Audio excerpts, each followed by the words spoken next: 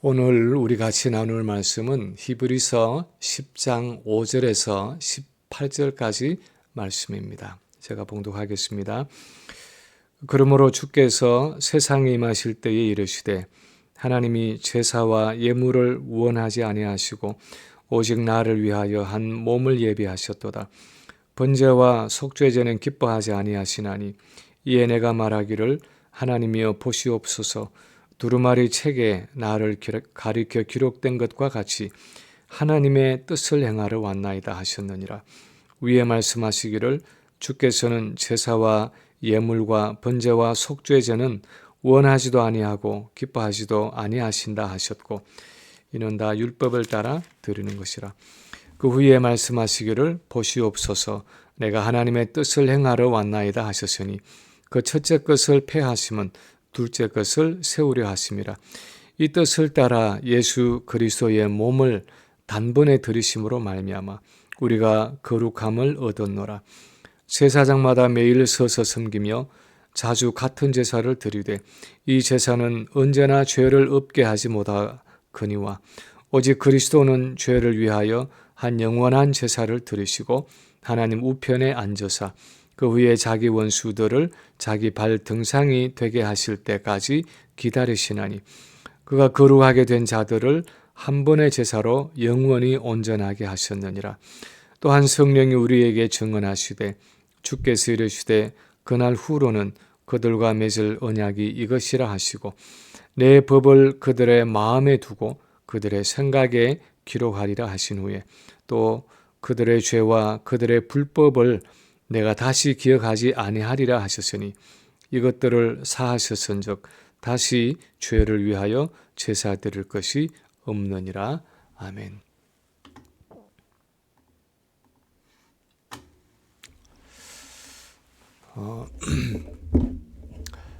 지난 주간에 함께 쇼핑을 다녀오던 아내가 차 안에서 제게 한 가지 뜻밖의 질문을 했습니다.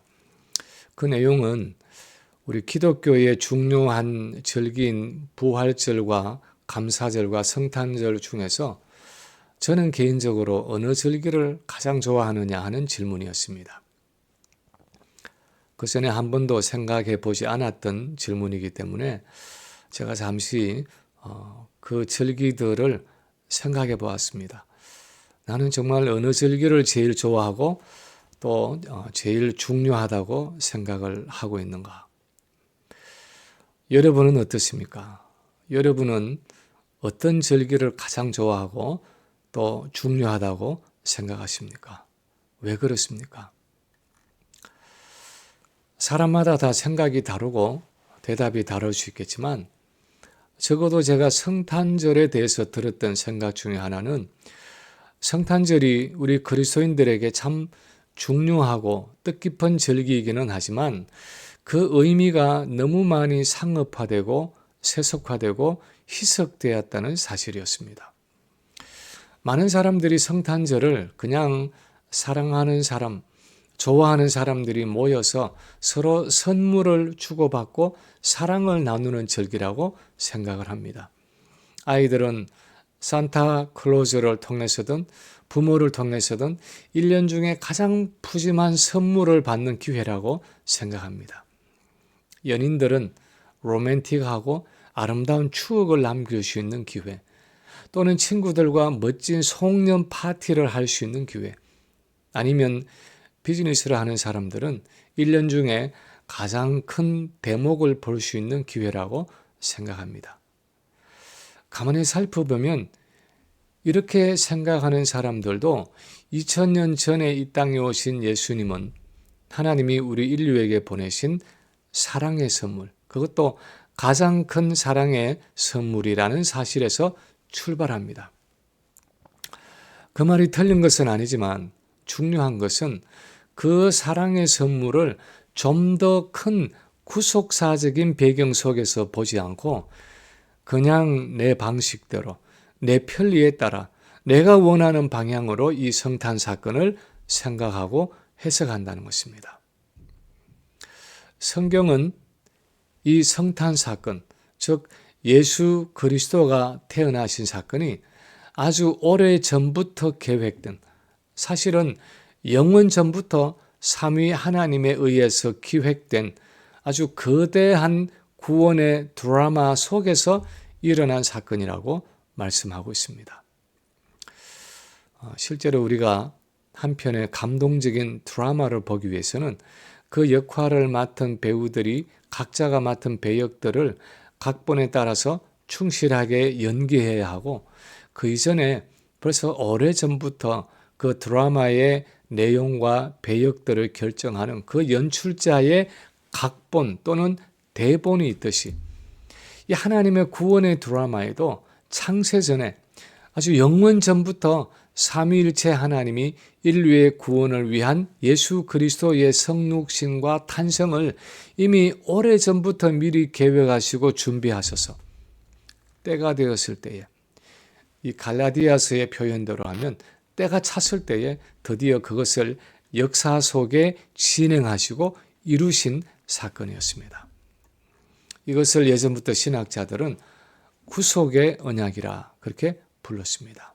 다시 말하면 인간을 구속하기 위해서 영원전에 삼위 하나님께서 그 각자의 역할에 대해서 서로 간에 언약을 맺으셨다는 것입니다.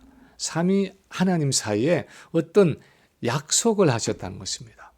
그래서 그 약속에 따라 삼위일체 하나님이 함께 우리 인류의 구원을 진행하셨다는 것입니다.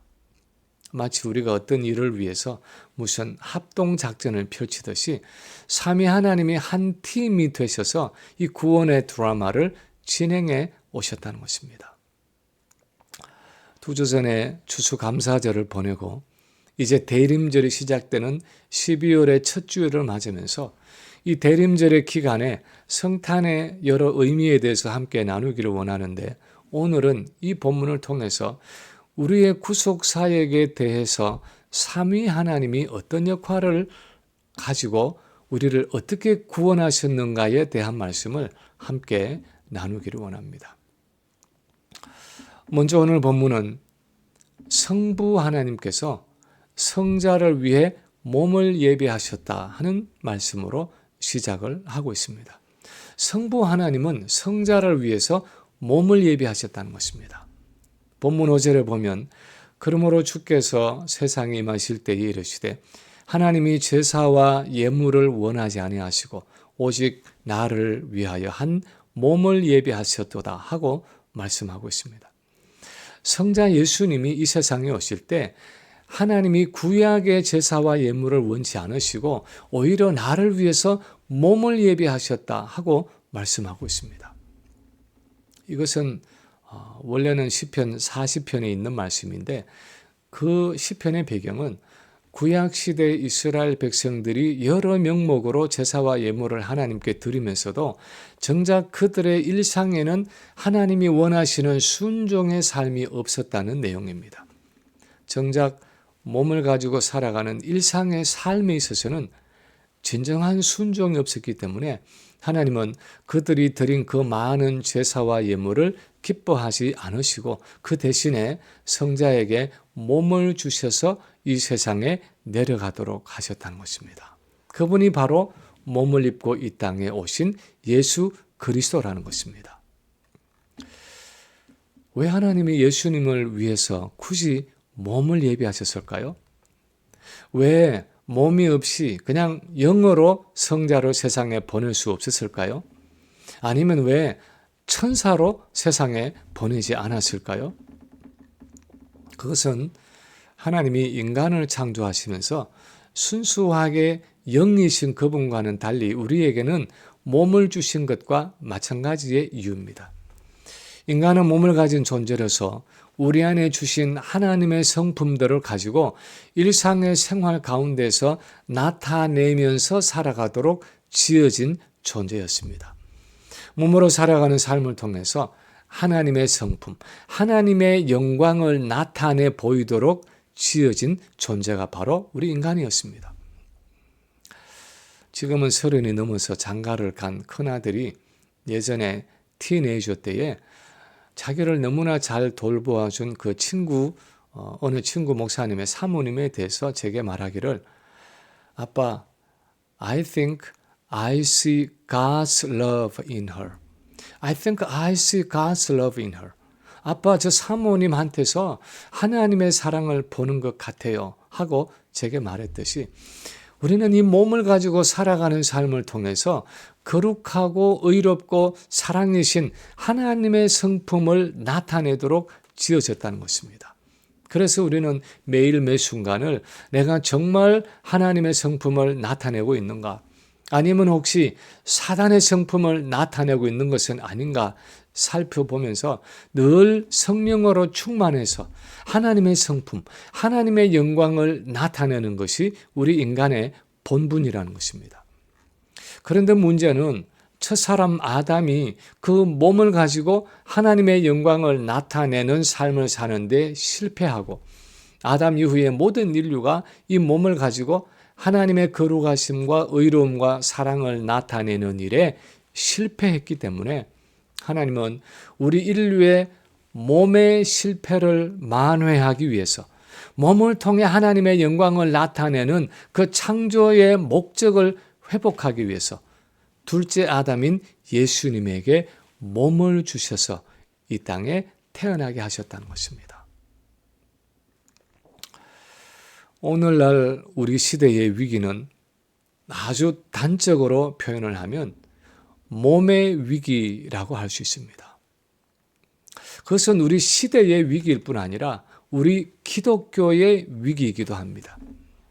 우리 신앙생활의 위기는 몸의 위기입니다. 이 몸을 가지고 어떻게 살아가야 하느냐 하는 것이 우리 모든 그리스도인들이 가진 가장 큰 과제라고 할 수 있습니다. 많은 그리스도인들이 이 몸을 가지고 마음대로 살아가고 있습니다. 이 몸을 가지고 아무 생각 없이 살아가고 있습니다. 심지어는 이 몸을 가지고 끊임없이 죄에게 내어주는 삶을 살아가고 있습니다. 그런데 이 몸의 위기를 극복하기 위해서 몸을 가지고 어떻게 살아가야 하는지 그 모범을 보여주시고 그 해결책을 주시기 위해서 하나님은 성자 예수님에게 몸을 가진 존재로 이 세상에 오게 하셨다는 것입니다. 두 번째로 또한 오늘 본문은 성자 예수님이 몸을 가지고 이 세상에 오신 목적은 성부 하나님에 대한 온전한 순종을 위해서라는 것입니다. 성자가 몸을 가지고 예수라는 몸을 가지고 이 세상에 오신 목적은 성부 하나님에 대한 온전한 순종을 위해서라는 것입니다. 7절에 보면 이 하나님의 뜻에 대한 성자 예수님의 반응이 나타나 있습니다. 이에 내가 말하기를 하나님이여 보시옵소서 두루마리 책에 나를 가리켜 기록된 것과 같이 하나님의 뜻을 행하러 왔나이다. 9절에서도 보면 그 후에 말씀하시기를 보시옵소서 내가 하나님의 뜻을 행하러 왔나이다 하고 기록하고 있습니다. 다시 말해서 예수님의 성육신은 삼위일체 사이에 의논되어진 하나님과의 약속을 따라서 몸을 가지고 온전한 순종의 삶을 살아가기를 원하신 성부 하나님의 뜻을 행하기 위해서 예수님이 이 땅에 오신 사건이라는 것입니다. 예수님의 성육신의 목적은 하나님의 뜻을 행하는 순종의 삶이었고 그것도 십자가에 죽는 순간까지도 하나님을 의지하고 온전히 순종하는 삶이었습니다. 우리는 흔히 하나님의 뜻에 순종하기 위해서 그래도 어느 정도 노력하고 있다고 말합니다. 아니, 나름대로는 최선을 다하고 있다고 말합니다. 이만하면 많이 노력했다고 말합니다. 그러나 죽기까지 하나님께 순종하기 위해 노력한 적이 있습니까? 하나님께 순종하기 위해서 내 목숨을 내어놓은 적이 있습니까? 히브리서 12장에서 말씀하는 것처럼 죄와 싸우되 피 흘리기까지, 다시 말하면 목숨을 걸고 죄와 싸운 적이 있습니까? 그런데 예수님은 죽기까지 순종의 길을 가셨다는 것입니다. 목숨을 내건 온전한 순종, 그것이 예수님이 몸을 입고 이 땅에 오신 목적이라는 것입니다. 10절에 보면 그렇게 하나님의 뜻을 따라 자신의 몸을 십자가에 단번에 들이심으로 말미암아 우리가 거룩함을 얻었다고 기록하고 있습니다. 우리는 단순히 예수님이 그저 십자가 위에서 많은 고통을 당하고 죽으심으로 우리가 구원을 얻었다고 생각할 때가 많습니다. 그러나 그것은 그냥 단순한 고통이 아니었습니다. 그것은 그럭저럭 살아가는 우리의 불순종을 대신해서 죽기까지 순종하심으로 지신 십자가였습니다. 그냥 예수님이 말할 수 없는 엄청난 조롱과 수치와 모욕을 당하심으로 그 대가로 우리가 구원을 얻은 정도가 아니었습니다. 그것은 그런 엄청난 조롱과 수치와 모욕 속에서도 끝까지 순종하심으로 쉽게 참지 못하는 우리의 분노와 미움과 혈기를 만회하셨다는 것입니다. 몸을 입고 오셔서 33년의 삶을 살아가신 그 예수님의 삶과 몸을 가지고 십자가에서 못 박히신 그 예수님의 죽음은 그야말로 온전한 순종의 삶과 온전한 순종의 죽음이었습니다. 그래서 우리가 거룩함을 얻었고 온전함을 얻었고 구원과 영생을 얻었다는 것입니다. 오늘날 우리 많은 그리스도인들의 위기는 순종의 위기입니다. 예수님은 온전한 순종을 위해서 영원한 창조주 하나님으로서 몸을 입고 이 성탄절에 우리에게 찾아오셨는데 우리는 그분의 순종에는 관심이 없고 그 순종의 결과로 얻은 사랑과 축복과 능력에만 관심이 있다는 것입니다. 가룟 유다의 실패가 무엇이었습니까? 그는 3년씩이나 예수님을 따라다녔지만 예수님이 몸을 입고 이 땅에 오신 목적을 깨닫지 못했습니다. 그는 예수님의 돈꾀를 맡아 있으면서 그냥 거기에 돈이 가득하기만을 원했습니다. 예수님의 사역을 통해 삶의 풍요로움을 원하고 명예와 권세를 얻기 원하고 세상의 안락함을 원했습니다. 스승을 팔아서라도 나는 은 30을 얻기를 원했습니다. 그런데 오늘날 우리도 그런 신앙생활을 할 때가 있다는 것입니다.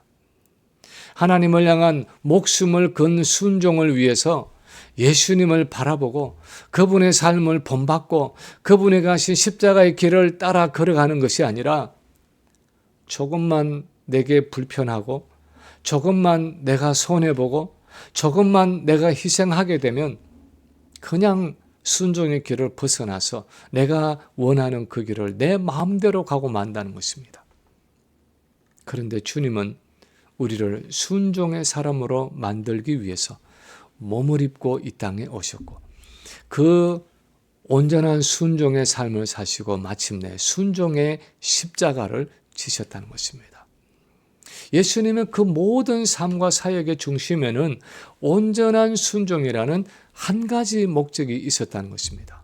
그래서 우리의 죄를 구속하기 위한 그 하나님의 구원의 드라마가 가능했다는 것입니다. 그러나 그것으로 끝난 것이 아니었습니다. 오늘 본문이 또한 말씀하는 것은 그분은 성령을 통해 우리의 마음과 생각 속에 순종의 능력을 공급해 주셨다는 것입니다. 성령을 통해서 우리의 마음과 생각 속에 순종의 능력을 공급해 주신다는 것입니다. 오늘 본문 12절에서 14절 사이에 보면 이제 예수님은 그의 단번에 드린 제사로 우리 성도들을 세상에서 거룩하게 구별하시고 하나님과의 관계에서 온전하게 하시고 나서 하나님 보좌 우편에 앉아 계신다고 했습니다. 12절에서 13절을 보면 오직 그리스도는 죄를 위하여 한 영원한 제사를 드리시고 하나님 우편에 앉으사 그 후에 자기 원수들을 자기 발 등상이 되게 하시기까지 기다리신다고 기록했습니다. 그리고 16절에 보면 성령을 통해 증언하시기를 그날 후로는 그들과 맺을 언약이 이것이라 하시고 내 법을 그들의 마음에 두고 그들의 생각에 기록하리라 하고 구약의 말씀을 인용하고 있습니다. 그날 후라는 것은 언제를 말합니까? 예수님의 그 모든 구속사역의 열매를 가지고 오시는 오순절 성령 강림 사건 이후를 말합니다. 오순절에 성령이 오셔서 우리 안에 내재하심으로 하나님의 법을 우리의 마음에 두고 우리의 생각 속에 기록한다는 것입니다. 이것이 무슨 말입니까? 주님의 영이신 오순절 성령이 오셔서 우리 안에 내재하실 때는 그 하나님의 뜻을 우리의 마음과 생각 속에 두셔서 우리가 온전히 순종할 수 있도록 성령을 통해서 우리의 마음과 생각, 우리의 전 인격을 주장해 주신다는 것입니다. 오늘날도 우리가 성경을 묵상할 때, 하나님 앞에 기도할 때, 또 찬양하고 예배할 때 성령께서 우리의 마음과 생각과 감정과 의지를 주장하시고 인도하시지 않습니까? 그것이 바로 그리스도 안에 있는 새 언약의 축복이라는 것입니다. 그것은 주님이 피로 세우신 그 새 언약의 결과이고 그 혜택이라는 것입니다. 성부 하나님이 그리스도를 위해서 몸을 예비하시고 예수 그리스도는 그 몸을 입고 오셔서 순종의 삶을 사시고 순종의 죽음을 죽으심으로 그냥 끝내고 나머지 모든 것을 우리에게 맡기신 것이 아니었습니다. 이제 오순절에 성령께서 우리에게 오셔서 우리의 마음과 생각 속에 내재하시면서 우리의 인격을 다스리시고 또 우리를 인도하심으로 마침내 우리를 순종의 사람으로 만들어 가신다는 것입니다. 많은 사람들이 성령을 능력의 영이라고 부릅니다. 그 성령의 능력으로 병자를 고치고 귀신을 쫓아내고 기적을 일으킨다고 생각합니다. 그것이 사실입니다. 성경을 보면 성령의 능력으로 그런 모든 일을 경험했습니다. 그러나 그런 성령의 능력의 궁극적인 목적은 무엇입니까? 그 능력으로 무엇을 이루기 위한 것입니까? 죄와 사단의 세력을 이기기 위한 능력입니다. 오순절에 성령이 하시는 일은 우리의 죄악된 본성을 이기게 하심으로 우리를 실제적인 순종의 사람으로 만들어 가시는 것입니다. 그리고 그 죄의 근원이 되는 사단의 세력을 이기게 하시는 것입니다. 성령이 이기게 하시는 대상을 사단이라고 부르든지 죄라고 부르든지 그 궁극적인 목적은 우리가 첫사람 아담 안에서 실패했던 죄와 불순종을 버리고 순종의 사람으로 살아가는 것입니다. 이 하나님이 주신 몸을 가지고 더 이상 죄의 병기로 드리는 것이 아니라 하나님의 의의 병기로 드리는 것입니다. 그래서 우리 일상의 삶에서 순종의 열매를 맺는 것입니다. 그래서 성부, 성자, 성령의 삼위 하나님이 함께 이루어 가시는 그 구원의 역사는 결국 우리를 죄와 사단의 세력에서 구원하셔서 순종의 사람으로 만들어 가시는 것입니다. 온전한 순종이라는 목표를 향해서 우리를 인도해 가시는 것입니다. 평생 예수를 믿지 않는 남편과 살면서 말할 수 없는 핍박을 당하며 살아가는 어느 믿음 좋은 권사님이 어느 날 남편 때문에 너무 힘드신지 그런 이야기를 했습니다. 아이고, 하나님도 내가 80 중반을 넘었는데 뭘 얼마나 더 훈련을 시키시려고 이런 어려움을 주시는지 하면서 농담 반 진담 반 혀를 차셨습니다. 80 중반을 넘어서 90이 다 되어 가는데도 하나님이 안식을 주시지 않고 여전히 고난을 주시는 이유가 무엇입니까? 도대체 무엇을 훈련하려고 하시는 것입니까?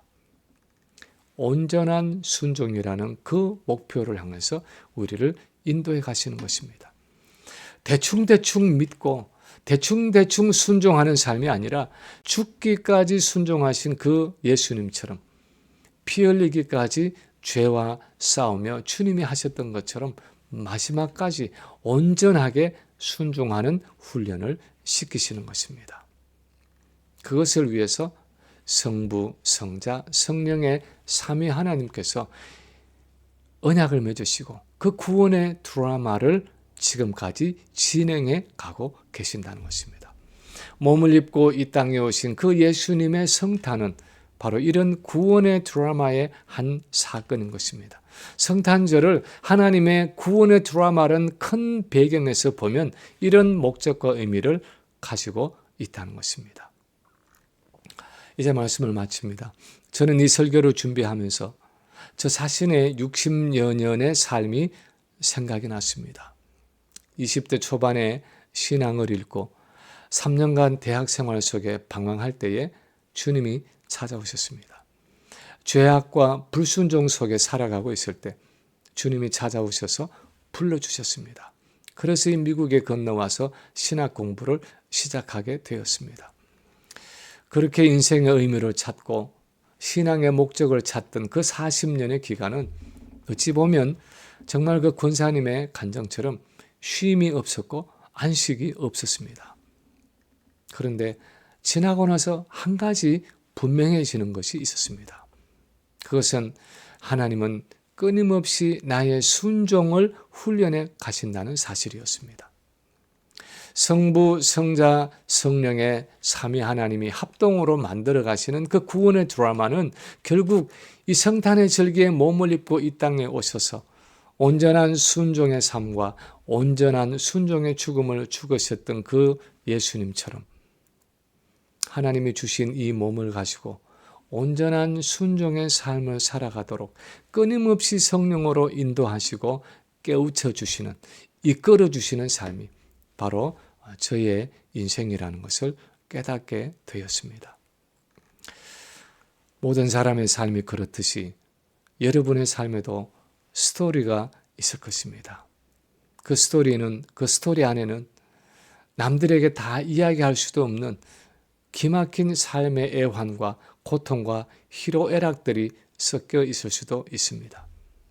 그러나 우리가 기억해야 하는 것은 그런 우리의 삶의 이야기, 그 라이프 스토리들도 다 하나님의 구원의 드라마라는 큰 배경 속에 있다는 것입니다. 그 대하 드라마 속에서 한 작은 사건과 소재들로 엮어지면서 결국은 구속사의 드라마의 궁극적인 목적을 이루어 간다는 것입니다. 그 드라마의 결말은 바로 우리의 온전한 순종입니다. 우리를 예수님 같은 순종의 사람으로 만들어 가시는 것입니다. 로마서 8장의 표현으로 하면 하나님의 아들의 형상을 본받는 자로 빚어 가시는 것입니다. 그것을 위해서 삼위 하나님이 창세 전부터 우리의 구원을 예정하셨고 그것을 위해서 예수님이 몸을 입고 이 성탄절에 우리에게 찾아오셨다는 것입니다. 바라기는 이 성탄의 절기를 그냥 연말 연시에 시끌벅적한 행사로 지나가는 것이 아니라 이 성탄 사건 속에 있는 하나님의 구속의 드라마와 그 목적을 분명히 알고 그 의미를 묵상하고 그 뜻을 이루어가는 우리 모든 성도들이 되시기를 주님의 이름으로 간절히 축원합니다.